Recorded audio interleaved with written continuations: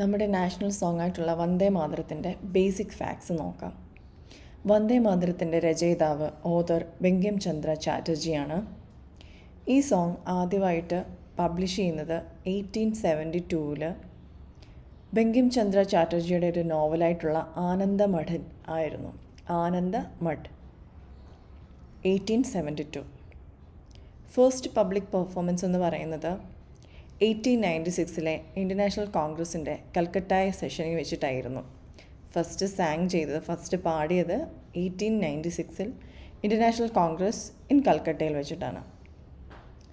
National സോങ്ങിൻ്റെ status കിട്ടുന്നത് 1950 ജാനുവരി 24 അതായത് constituent assembly ഈ വന്ദേ മാതരത്തെ നാഷണൽ സോങ്ങായിട്ട് അഡോപ്റ്റ് ചെയ്യുന്നത് ജാനുവരി 24, 1950 തന്നെയാണ്.